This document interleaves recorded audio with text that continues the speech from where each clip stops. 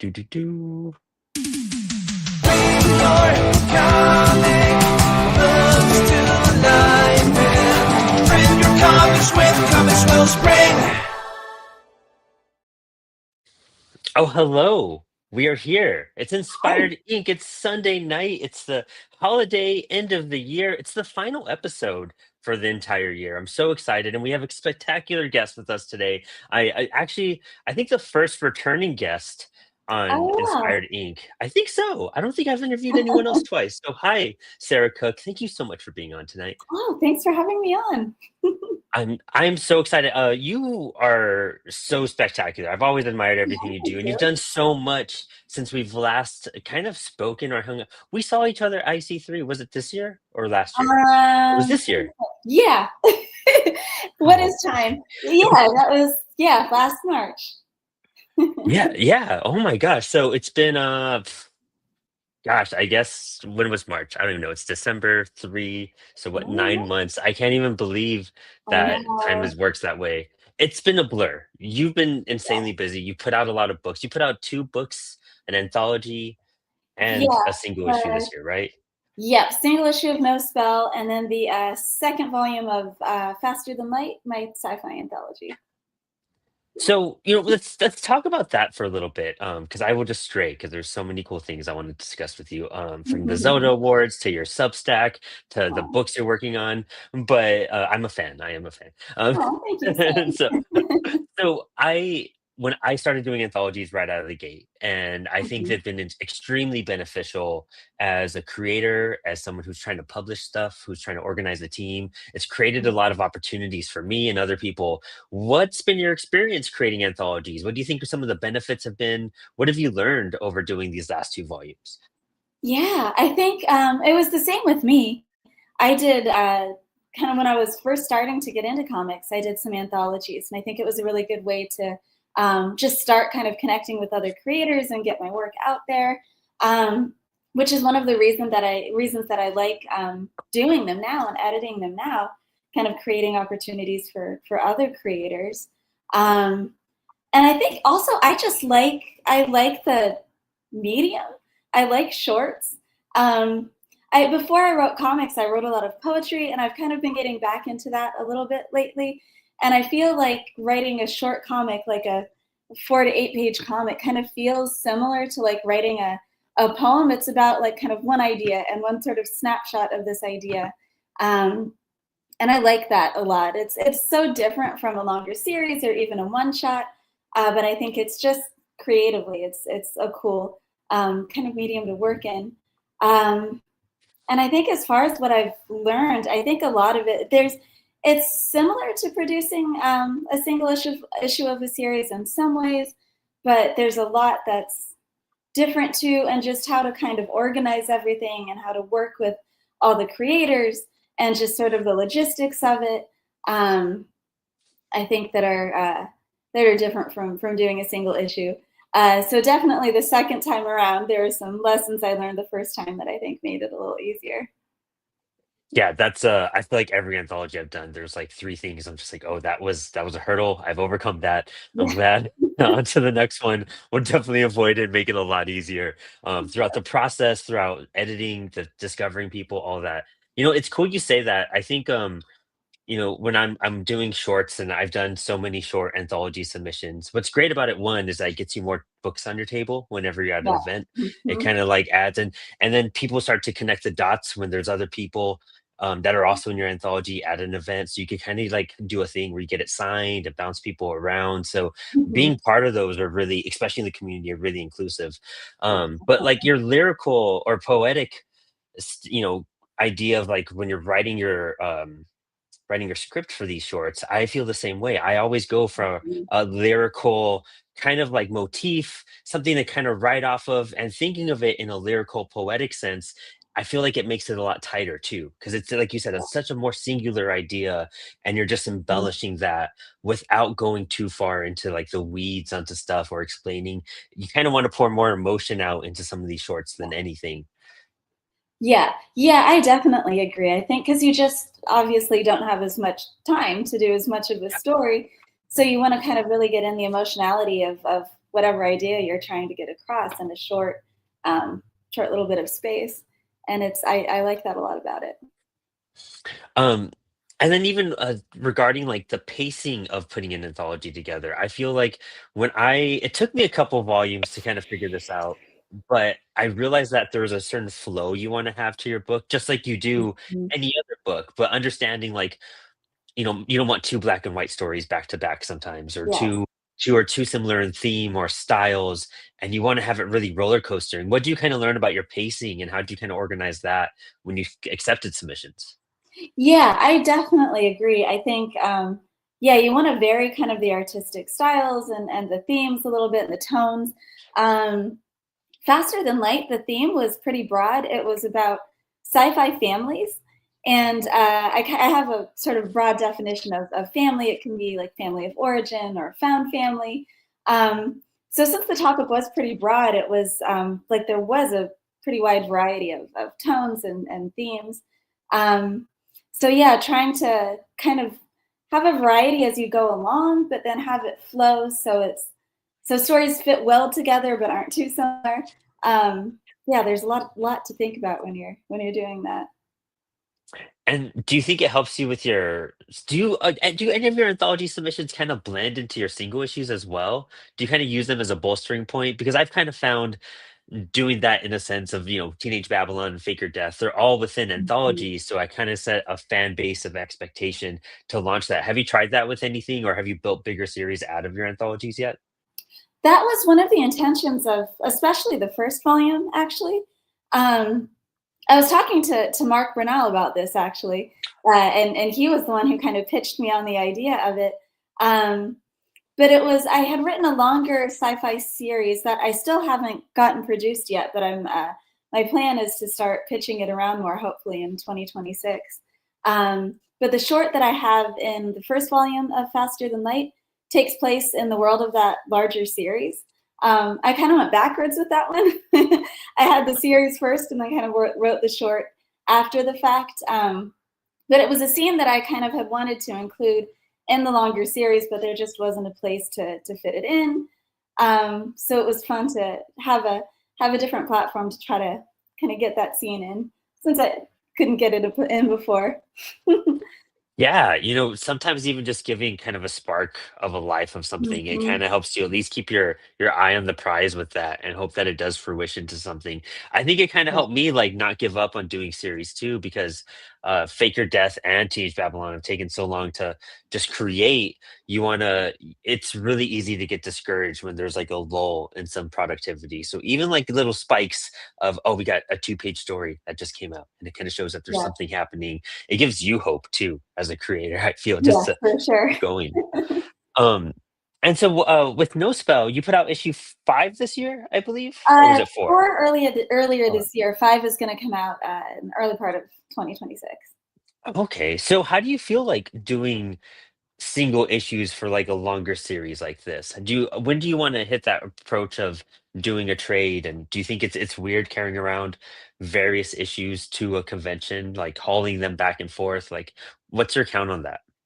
The thing that's tricky, I think, about the later issue or about the single issues is some of the later ones in the series. I think people like to get a number one, and if they don't want to commit to buying a full trade, it's useful to have a number one, a single issue to start with. Um, but I always feel like with the later issues, like how many should I bring? Because how many people are really going to buy all four that are out? Um, so yeah, I think if I do a trade of no spell eventually, it's going to be nice to have that too. And then maybe just I'll be able to bring like the minimum amount of some of the later issues because people who want the whole series will be able to get the trade. Um, so that's how it's been for me so far. It's the first one and the first two issues tend to do pretty well. The later ones, it always feels a little tricky trying to figure out how many to bring. Do you feel like your campaigns have maintained steady with these later issues too? Or do you feel like there's a drop off? And how do you keep that uplift going throughout your campaigns? They've stayed pretty steady. I think I'm lucky that a lot of people have followed me from series to series. So it's managed to it's gone up and down a little bit, but not like wild swings. It's been pretty Oh, cool. steady all along. Okay, so your audience is definitely there following you throughout each issue at this point too then. Yeah, I Um, think so. And there are people who drop off one issue and come back the next, and but there are a bunch of people who have stuck around, luckily. oh, that's amazing. Yeah, because I think that's the hardest part is just keeping that general interest of Yeah. how consistent they come out. And you've put out Mhm. what, 4 issues? We're doing your fifth one next year in what, 3 years, 4 years? It's been When did issue about one one come a out? year. Okay, cool. Which I'd And then love to with do more than one a year, but it's just getting it done. It's hard. Yeah, that's Mhm. at that point. Yeah, just like the cost affordability behind all of that. Yep. Which Mhm. is like, I guess the worst part about when you're doing it, when you're doing a series on top of anthologies and trying to push all that. I think Yeah. 2 books is such a good cap to kind of keep it at for 2 Mhm. releases a year. Are you gonna do? You're doing another Faster Than Light, a third one. Am I right? I thought you said something with that previously. I was thinking about doing a trade or an Okay, omnibus of Faster Than Light, um, that's right. potentially. Oh, okay. So do you want to do more anthologies in that case with like different themes or kind of carry I'd that? love to do more anthologies. It's I'm right now I'm editing the Zelda Awards anthology. That's the next one I've got going. But yeah, I'd love to do more of my own too. I enjoy it. So what were some of the key things you learned from doing it on your own that you're trying to implement on the Zelda Awards anthology, or what's different about them in that sense too? Um, I think a lot of the just kind of like everything that all of the administrative kinds of things that you need to get done and what my time frame is and when I need to be doing what to get everything sort of done in time is pretty similar to Faster Than Light. Um, and just things like placement of pages, like we're going to have a page with the logos and info for the sponsors and how many pages do I need to dedicate to this, what's going to go on the back interior cover and front interior cover, which is um, something you have to think about with single issues too, but it's a little bit different. I feel like there's more of that with an anthology. Um, and yet just looking through like how much time do we need to look through submissions, when do we put out the call for submissions, um, all of that kind of stuff. I guess what's different,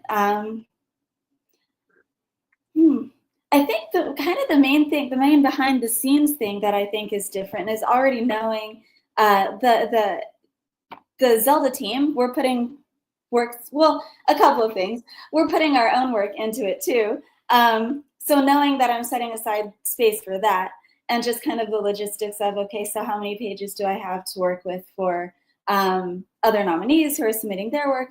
But then also it's not going to be only comics. We're going to have poetry and some short stories probably. So kind of figuring out how am I going to design that so those pages look interesting, but also the comic pages look interesting.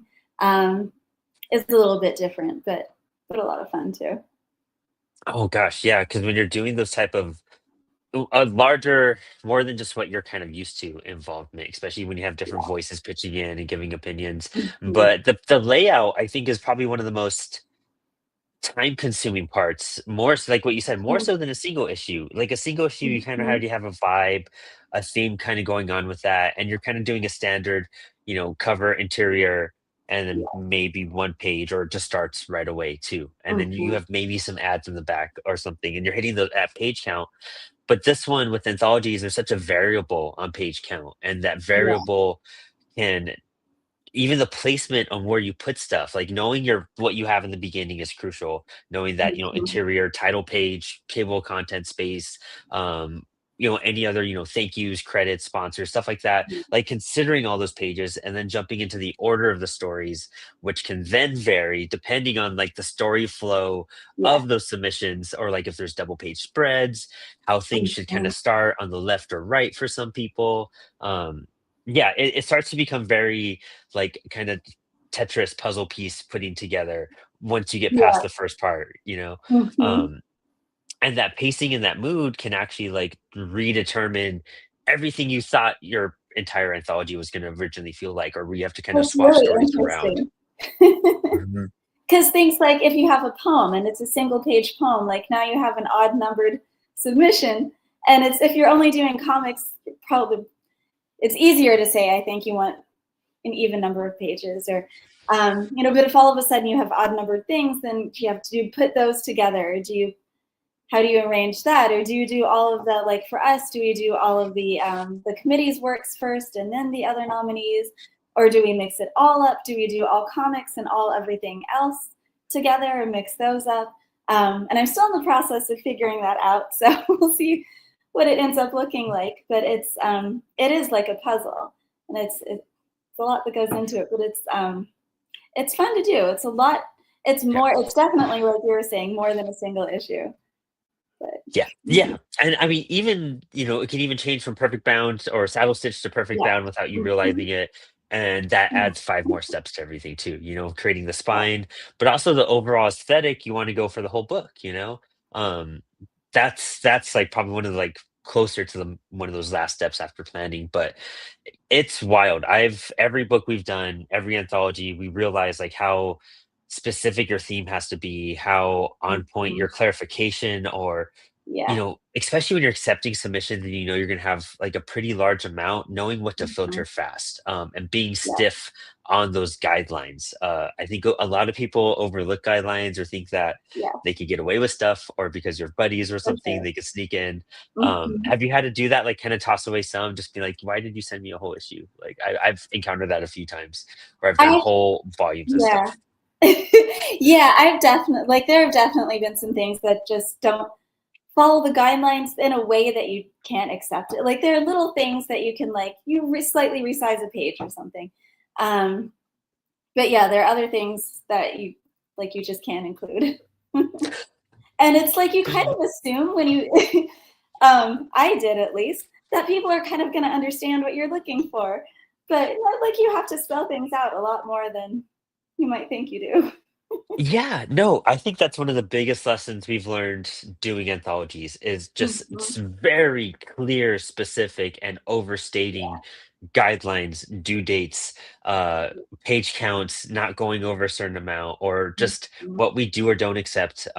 Right now, actually, this comic Coast Fascist is in the. We have a few more days that's left open to submit, and it's a black and white anthology, and we've gotten so many submissions already that we're just like, hey guys, it's black and white. We've said this, and there's a lot of color, and we're not going to resaturize it for you.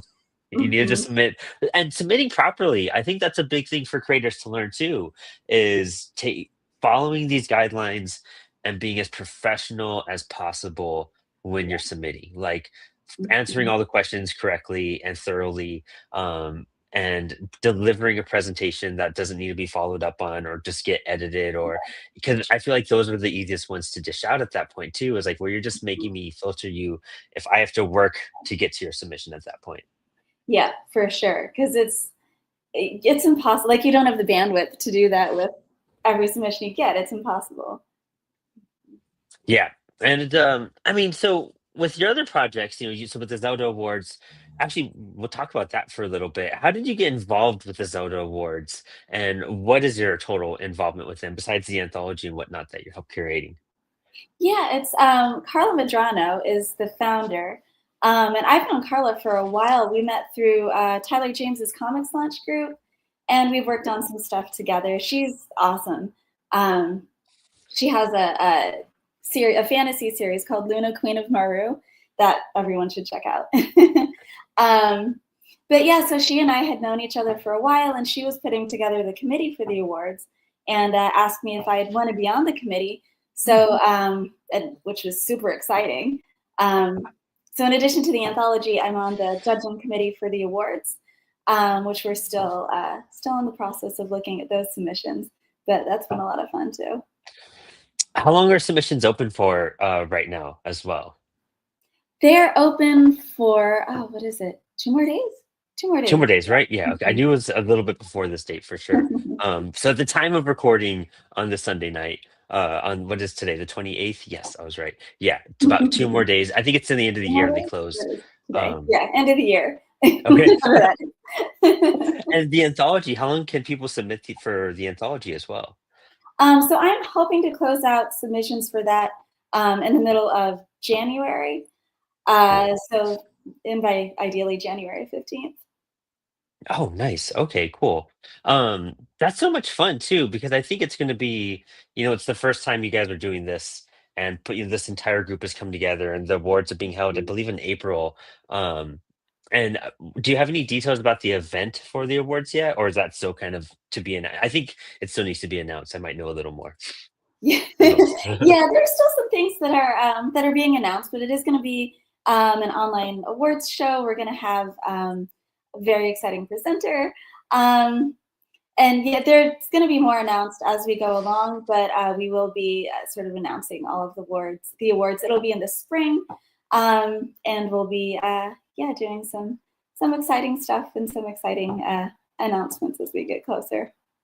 Oh, that's so cool. It's going to be super exciting just to see the outcome of all of this and to see what we do carrying on with it too.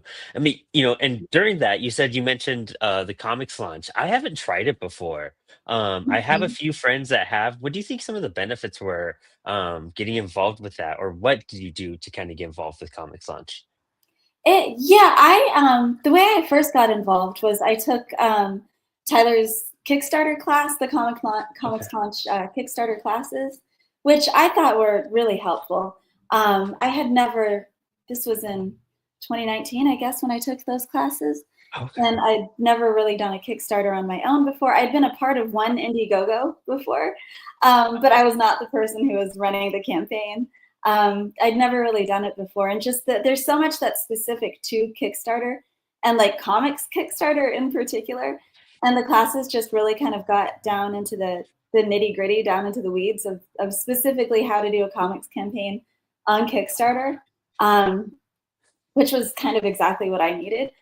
And then the community, the mostly the Facebook group that Tyler has built up has been so helpful. It's people who have been doing this forever, and anything you have a question about related to comics or Kickstarter, there's someone in the group who's going to have a good answer.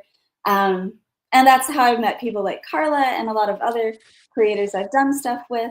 Um, so it's, I think those are kind of the main benefits I got from it, really just sort of the technical side of it, and then also just being a part of the community. Oh, okay. Do you feel like it's also boosted your numbers on your Kickstarters as well? Has that been I like a think big for impact for you? sure. Yeah, definitely. Especially I think with that first campaign when I was still really building an audience, but all along, I think it definitely has because I've sort of done a lot of cross promotions with other creators in that group. I know a bunch of them have supported my campaigns. So I think it's definitely helped boost my numbers. Okay, I love that. I've been really curious to try to check it out or kind of look into them a little bit more because I think John O'Berg has used, Mm, done stuff where you do the shout out and whatnot. And I thought that's kind of yeah, all it was that type of thing. But there's so much more to it or that community. And that's the thing is just finding a community that's going to help support your for stuff. sure. And Yeah, we're all kind of the creators, kind of backing the creators to help yeah. get comics made. I mean, and it's weird because you want to find an audience outside of comic creators and your friends, although that's always going to be your biggest audience no matter what. And I Mhm, think sometimes we kind of overlook or forget to cater to them, and you want to people are busy looking for that external audience that just sometimes mhm. just doesn't exist yet, or you have to really just be around for a while for people to catch up to your work to discover that audience. Yeah, for sure. And do you Yeah. think Zelda Awards has like kind of opened up maybe even more creative uh opportunities for you in that sense of discovering a bigger audience and like kind of growing a bit more with community for your success in what you're doing? I think so. Um, just the creators who I've connected with who have been nominated, whose work maybe I didn't know before, but now I'm looking at what they're doing and thinking like I would love to work with this person. The people, same thing with people who have submitted to the anthology. Even the other people in the group. I didn't know everyone in on the committee beforehand. I knew Carla, and there's one other person on the committee who Melissa Massey, who I knew. Um, but I didn't know the other members, and they're all amazing. I'd love to work with them on anything again. Um, so I think even just for me personally, I think it's kind of helped me expand my own network. Oh, nice. And so are you trying to do like your own publishing house in general for your books? Are you chasing publishers as well for what you're doing, or just kind of like living in this indie world and how things kind of happen for you? It's I've been pitching some stuff. I've done a little bit with Mad Cave. I did the Flash Gordon project and a couple of Miraculous Ladybug shorts for paper cuts, which I'd love to do more. That was fun. So I've kind of stepped my toe into that world a little bit, and I'm planning to continue submitting stuff. I'd love to do more of that, but I'm still like No Spell is I'm just doing that on Kickstarter. That's still self-published, and I love doing self-publishing stuff too, and so it's a little of both. So Mostly, where for do the those most part, I'm mostly in the indie world. I've had a chance to dip my toe into publishing a little bit. I love that. So how did those opportunities kind of arise for you with Mad Cave and whatnot? I think that's the pinnacle one that most indie creators, that especially we know, are always aiming to like kind of Yeah, jump into the industry with. yeah. With Mad Cave, I won their talent search in 2023 in the writing category, and kind of the prize that you won for that was getting to write a story for the Flash Gordon Quarterly. So that's how I got to do that. And then the editor I worked with on that one introduced me to the editors over at Paper Cuts, and that's how I got to do the Ladybug stuff. Oh, that's so cool. Oh, wow. Mhm. That's super. I think just putting yourself out there and finding that opportunity is kind of what led you to that in that sense. Like just taking, I think them, and did you do stuff with negative space as well? I did, yeah, yeah, and Yeah. they're all awesome at Negative Space too. Oh man, gosh, see, I forgot what their program was called, but I see it like posted every single Yeah. year when they're doing these. But they're such good people. We got to get them on the show Yeah. sometimes too, because I feel like those are really good builder blocks to kind of Mhm. understand how the industry will work, or if you're kind of cut out for industry stuff. In general, what do you think was so different about doing that? Like, what did you learn from working with these editors and doing stuff with Mad Cave and them? Um, I think it was a couple things. I think um, having to kind of just let a script go because you have a deadline. Because with my own stuff, I can be so like critical of it, or think that I need to keep changing, or want to keep tweaking, or like, well, it's not quite ready, and I can take as long as I want on my scripts. Um, and having to like, I think, make the mental adjustment to be like, no, it's as good as it needs to be. I have to just let it go and release it. Was one thing that was a little hard at first. Because I could tweak forever on a script. Yeah, And then also, I think some of it too was just that I thought was interesting was just working on licensed properties and yeah. things that you wouldn't expect that they would want you to do a different way, which is fine. I mean, none of it was big things that changed the story or anything like that. But it was just interesting little things like in one of my paper cut stories, I had Ladybug climbing a tree, and Zag didn't want her to climb a tree. Like, she has to climb a ladder up to the top of the tree because climbing a tree, like, she could fall, and that's dangerous for kids to read. Which I think when you're writing for that age group, it makes sense. Um, but little things like that that you kind of wouldn't think of.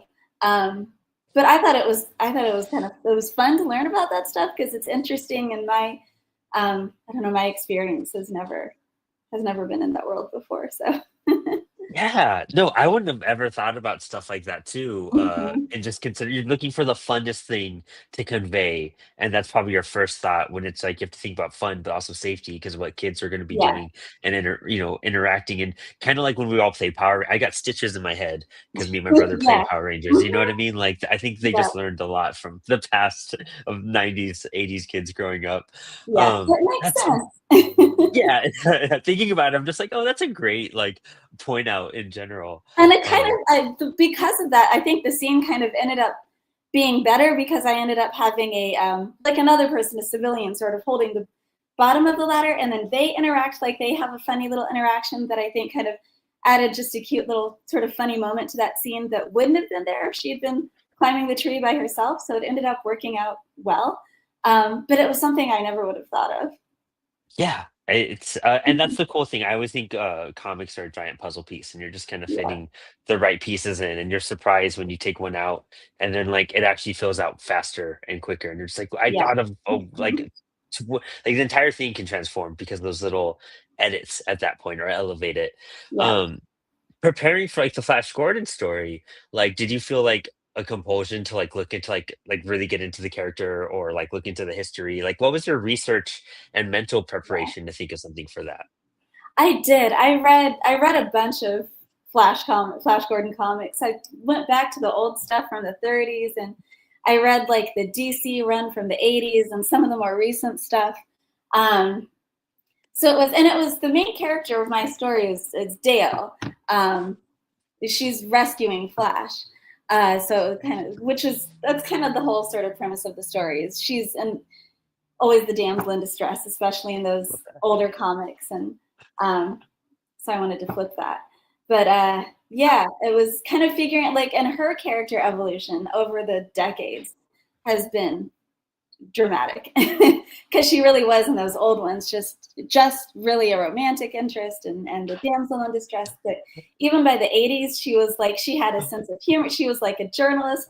She was joking about like she's on these crazy planets, and she's like, well, I'm going to write about this when I get back, and I'm going to win a Pulitzer. And I'm like, yes, that's so great, given like where she started. And she wasn't a bad character in the beginning. She just wasn't fleshed out. And seeing how she evolved and how Flash evolved too. Like in that same arc, he's like, in the older comics, he's just very much like superhero, like not superhero exactly, but very much like a hero.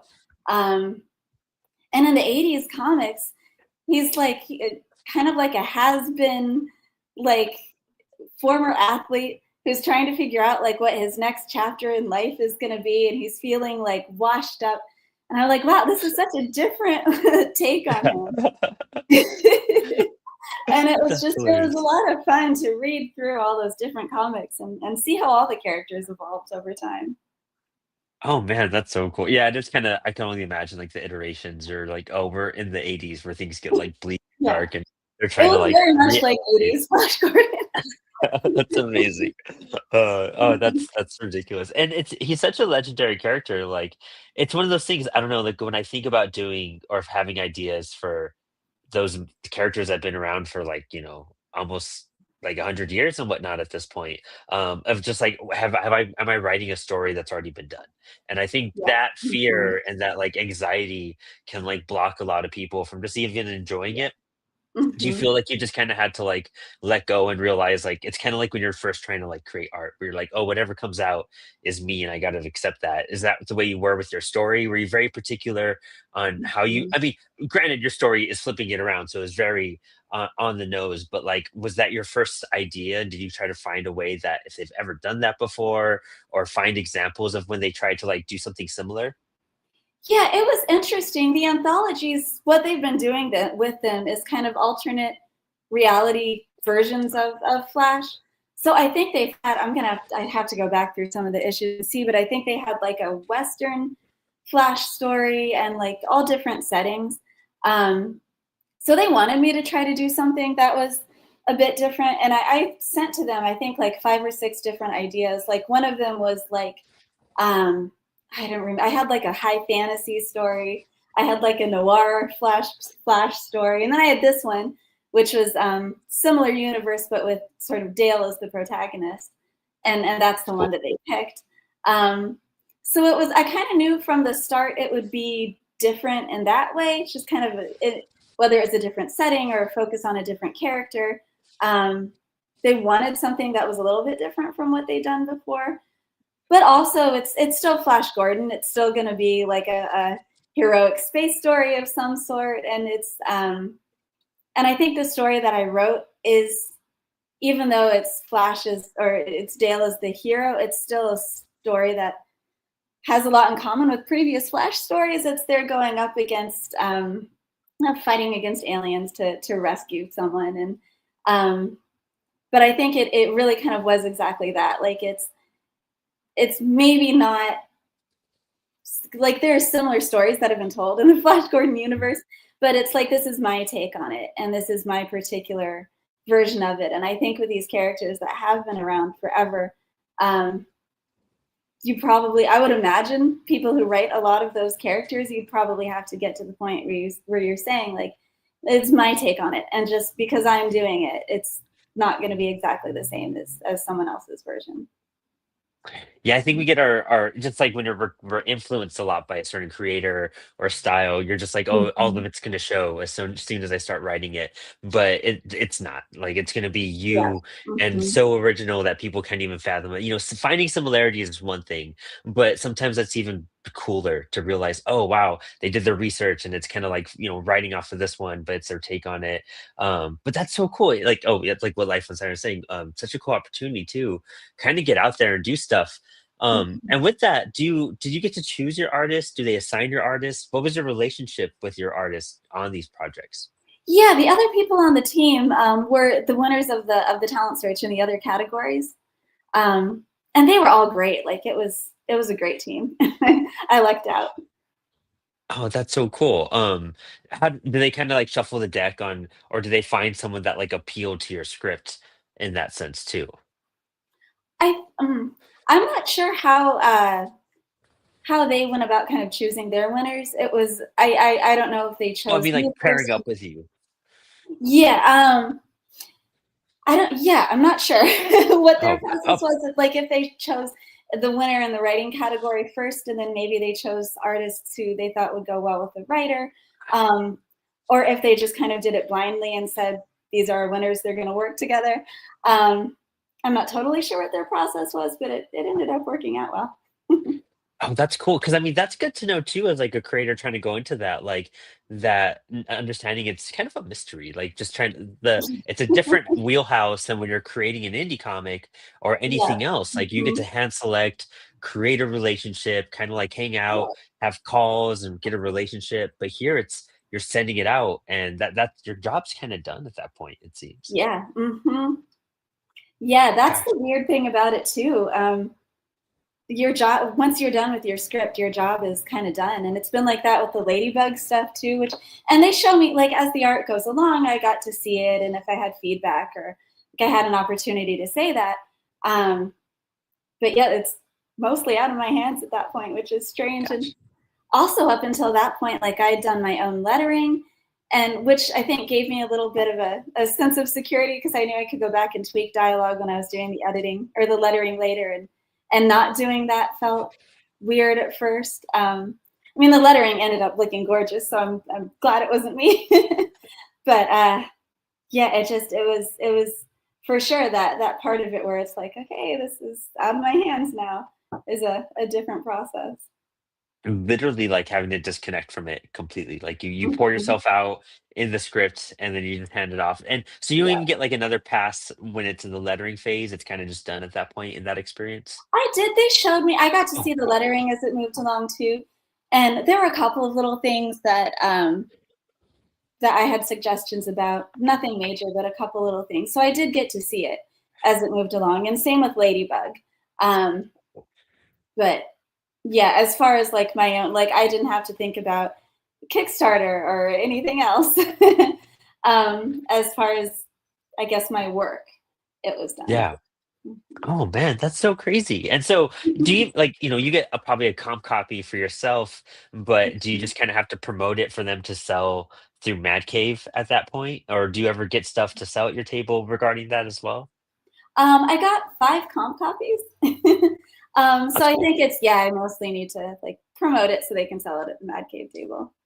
Oh, interesting. Gosh, it's just such a different experience and I know, I've just thought that. I'm like, process. I'd love to have this at my table. Do you feel like you would prefer doing that more, or do you really like how you're what you're doing independently at this point? Like which one do you kind of like feel like you want to cater towards more?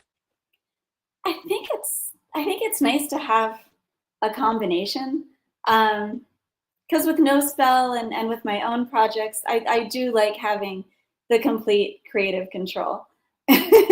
um, and I like do it at my own pace.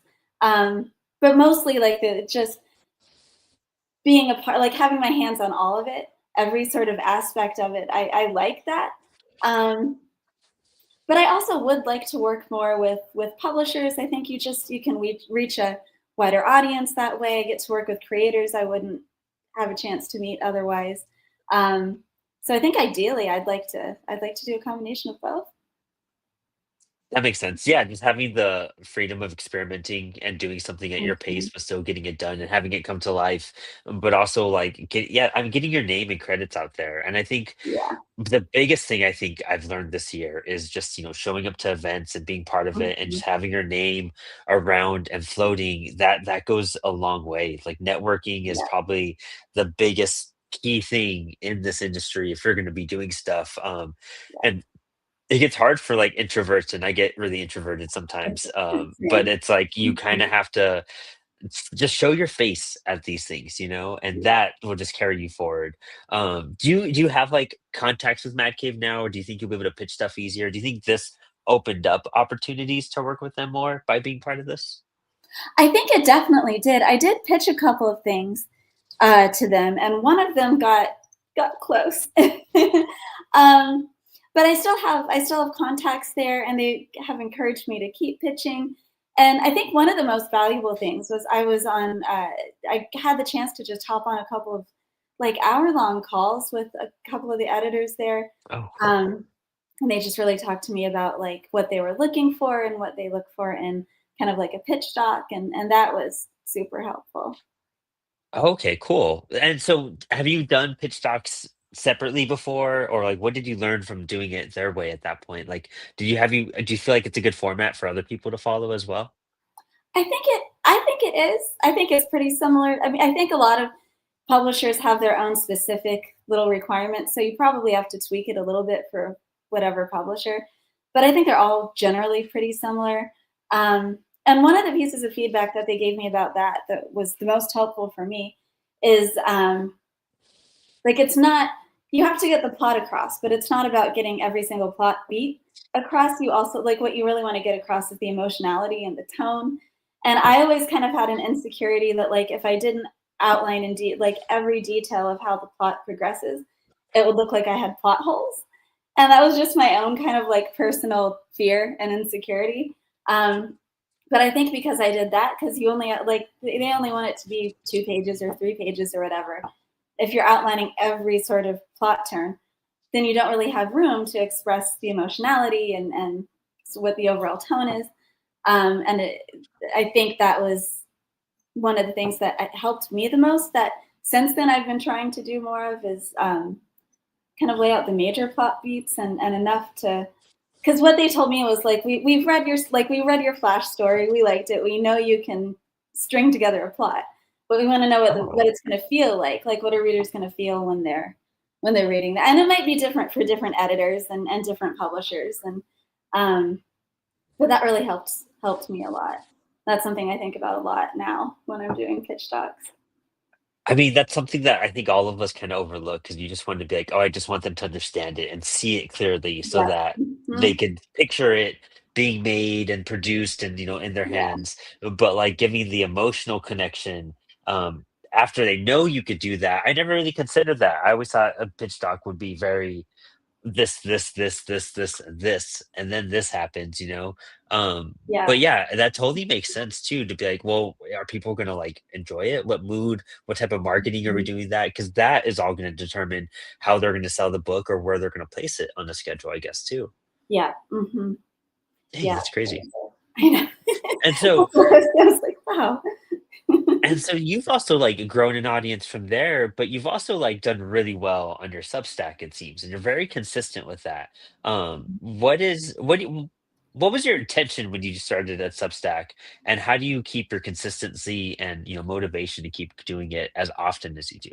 Yeah, my original intention with it was just to kind of talk about my comics and my projects and to get um, just to get that kind of info about what I was doing out into the world. I started that in 2019 too or 2020, right before I did my first Kickstarter. Um, so that was kind of my original intent was just to sort of put it out into the world that like, hey, these are the comics I'm making. This is what I'm doing. Um, And it's funny, I've been thinking about just in the last couple of months, like, well, what do I really want to do with this Substack now? Because I feel like I've kind of gotten to the point where like it's maybe served that purpose a little bit. Like, and I want to keep doing that and keep putting my updates out.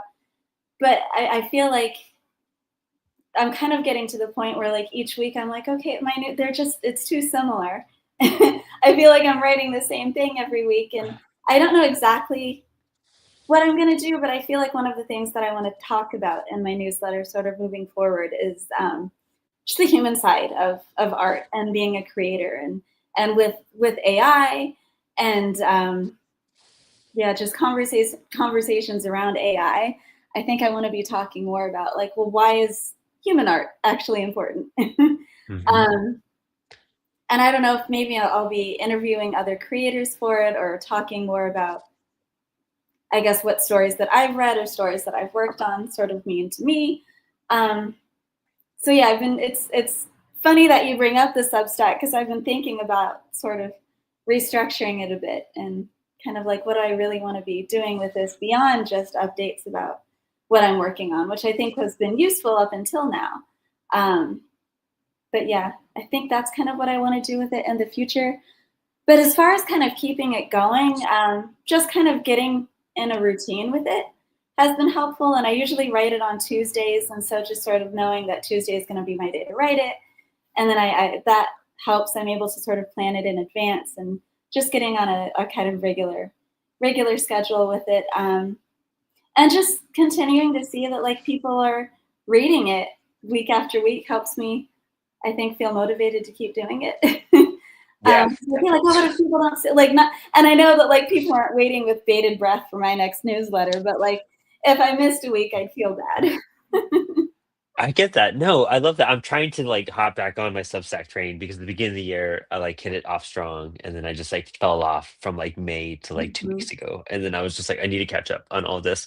And it's finding a way to do it to where you're having fun too. I think a lot of us get caught up on like, oh, is someone going to read it? What are they going to think when they read it? Like, is this good? It's just like if you just put something out there that you're enjoying when you write, someone's Yeah. probably going to enjoy it when they read it. And if they're Mhm. signing up, they're interested. It's probably the closest thing to a lot of creators get to a newsletter. And I think Mhm. it's just, I don't know, you can't really get enough of it because it's super personal. And it's not like, I don't know, I don't follow people on Substack like I do on Instagram. Like I follow Yeah. people on a platform like that with more purpose and Yeah, me intention too. Yeah, than for sure. social media. Yeah. Do you prefer like do you think it has bigger results in social media for you too? From your audience there? I think I think it probably does. It's so hard to tell sometimes, but I think the people who follow me on Substack, and especially the people who like consistently open the emails week after week, are more likely to like back a campaign than an Instagram follower, maybe. Yeah. Yeah, and I mean that's another thing that I think we've all had to transform this year, like is our social media Mhm. existence. And you're really active on there as well. You do a lot of updates and everything too. You have so much more bandwidth than me. I admire it. Like I wish I could do I wish I could do all of that. Um uh, do you so what do you think that you want to do differently with social media this coming year in regards of like how you promote stuff or how you even operate on it? Are you someone that wants to, especially with your stance on AI, wanting to back off of social media more? Yeah, I've been kind of thinking about that a lot too, like in similar terms to how I've been thinking about my Substack. I feel like I want to be more intentional with my social media. I'm not totally sure how yet. Um, but it's the same kind of thing where like I enjoy posting about projects that I'm working on and things like that. But I feel like I want to be more, I don't know, intentional, I guess. Or I Yeah. want to feel like I have more, like I'm posting content with more, like it feels like it has more of a sense of meaning, I guess, to me. Um, and I'm not sure if I'm going to be like, I don't really do a lot of videos, but I'm not sure if I like, there was a while where I was kind of going live once a week Yeah. at the same time on Tuesdays. And I kind of fell away from that because I just didn't really have the bandwidth for it. And I was doing a lot of like interviews and stuff, which I loved, but I just kind of didn't have the bandwidth for all I of feel that. that. I So feel that. I don't know, maybe I'll go back to that, but maybe I won't try to like do it on so rigid a schedule, but maybe now and then a bit more of that or something. I think the main thing is not even as far as like just scheduling or like how often I'm posting, although I do want to kind of consider that stuff, I think, a little bit more too and be more intentional with that. But mostly I think with what I'm posting, I want it to kind of feel more intentional for me, I guess. Yeah. No, I completely understand. I think especially with Apollo and the way I was posting this past year, like infrequently, but then it was just like very like ambushed at some point, you know what I mean? Because the Mhm. campaign's happening, you're trying to promote, Yeah, or you just like, I don't know, I'll go on like a rant sometimes on my Instagram on just stuff and whatnot. But like it's just I want to have a clearer message this year. Like I want to yeah, have clearer marketing. I want to have clear like, hey, this is gonna happen here. I hope you guys all attend or like, do this X, Y, and Z. But mhm, bandwidth, I think that's where we all hit it. Like, because we yeah, all want to do the interviews and we all want to be on interview shows. We want to be able to like do that because it'll generate attention to your page and like also help, bandwidth and network and like get your stuff out there. There's all these things you have to do as a creator just to be like, look at my yeah. stuff. Mhm. Please. Um it's overwhelming. It really is. Yeah, And that's because why I it's think like, what you do is so great. oh, thank you. Like, what can you put out there that feels, or for me at least, that like feels more intentional and feels more meaningful and feels like more than just updates about whatever project I'm working on, um, but also like that I have bandwidth for. And I'm how do still you trying try to to figure take it out. resets? What do you do to like help get regenerate your bandwidth and approach something new or continue something without just burning out hard at that point? Yeah, I'm not the best at it. I'm trying to be like I think it's just making myself take breaks and just making myself like kind of reminding myself that like I can set the schedule that I want to set with this, especially when it's my own kind of creator owned stuff. Like I can take a break. And I can like I like to bake. I'm like I can take the after like this part of the afternoon and go bake some cookies. Like I don't have to be doing social media right now. It's okay. And I've been trying to kind of give myself more space for that lately. Yeah, I think that's a really good point out. Like finding a hobby or interest outside of what you do, like outside of Mhm. what you do on social media, outside what you do in comics, like baking. I've been playing my bass again, which has been great just to Mhm. like not look at anything else, but Yeah. doing something that takes your brain away from it because creators like us are very restless and like somewhat very ADHD to where we need to be doing something or we don't feel like we're doing anything and it hurts us and Yeah, then we just overwork. 100%. So, like, just finding a way to still be productive, but in a way that will recharge you well. And Yeah. that could be difficult to find or discover or even allow yourself to do. Um, Mhm. but I think that allowance goes a long way. It's just allowing yourself to breathe and like go drift away for a minute. Like, Yeah, for sure. Because it ends up being just like a cycle of burning yourself out otherwise. yeah, and I mean, especially this year, I mean, I think 2025, just going back to the beginning, or even Life on Saturn real fast, the bandwidth part's so relatable. Artists have no choice but to wear a lot of hats. I even feel burnout on entertainment that requires so much bandwidth. I feel that. Yeah, no, Mhm. having a life outside of all this can be even exhausting, and Yeah. keeping up with like, Mhm. oh, just what Stranger Things is out. I should probably try to check that out so I could converse and whatnot. Like I have just like things like lists and notebooks of like shows and movies that I want to watch, like it's a to-do list. This is supposed to be relaxing. Yes, exactly. You're just like, I'm just trying to catch up so I can understand. I'm just trying to Yeah. understand things. I want to get that joke. I feel that completely. And then I'm sure like I mean your reading pile is probably like mine where it's a mile high on It's both endless. independent and other stuff. Yeah, Mhm. yeah. I'm finding a love in reading books again and like novels Mhm. and stuff like that. And I think that's helped me out because I stopped reading for so long in 2025 Mhm. just purely out of burnout. And that's why I did the show Cats, Comics, and Coffee to try to like get me to like do something and show like the audience Yeah. their books and everything, which that'll come back at the beginning of the next year. But again, balance and burnout kind of like, well, we had to Yeah. rearrange all this and reschedule.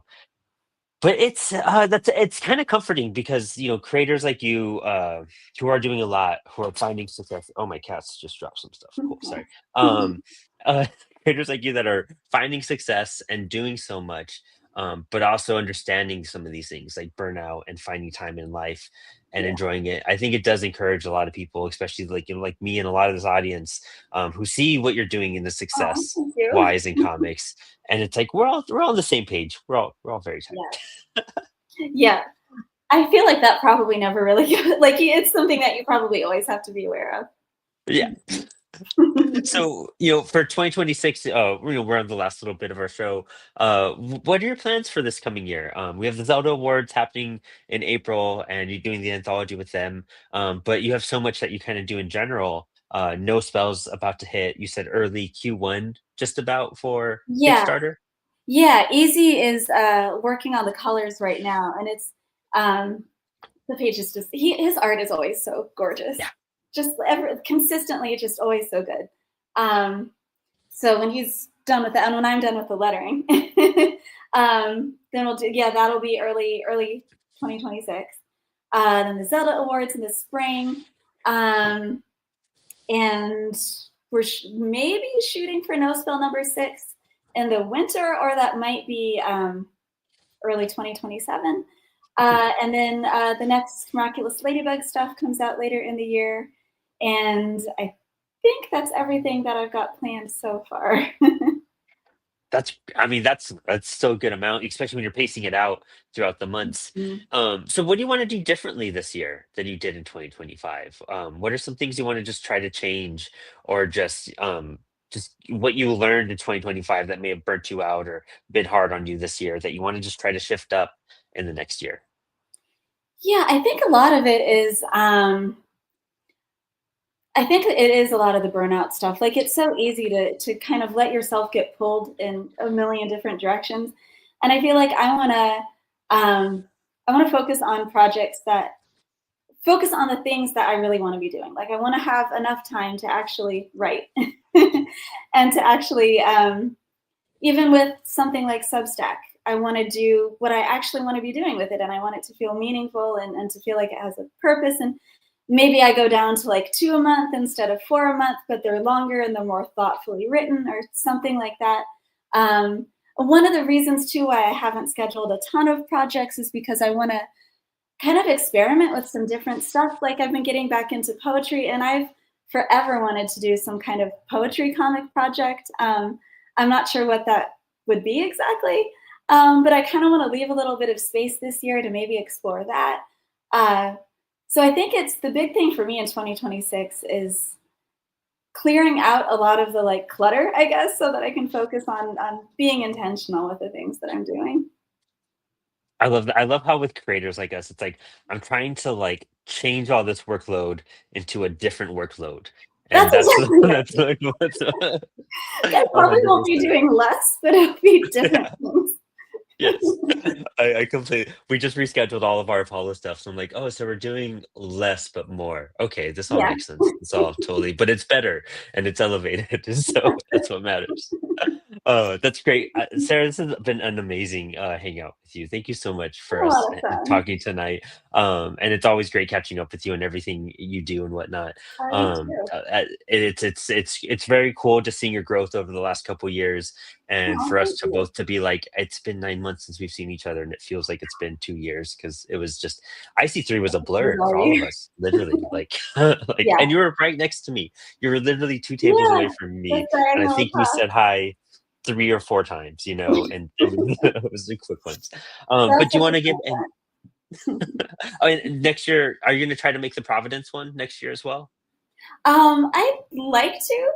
If there's a, I'm hoping that there will be one around this area, and I might try to hit that one. But yeah, I'm not sure.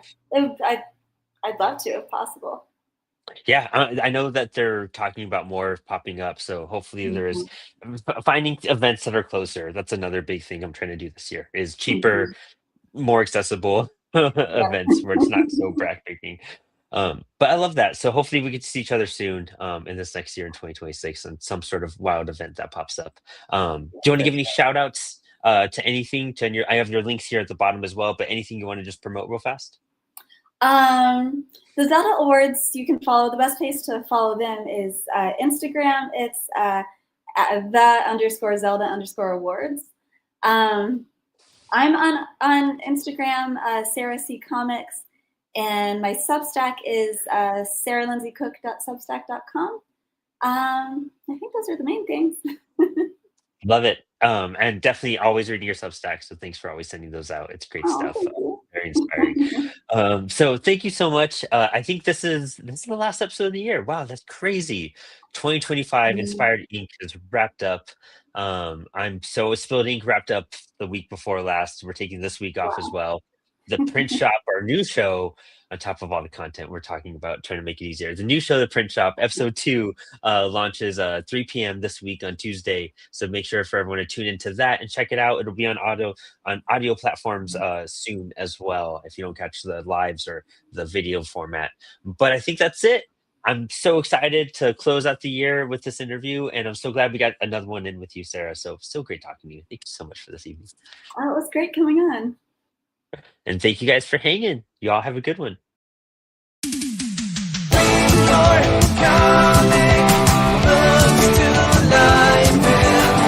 your comics with Comix Wellspring.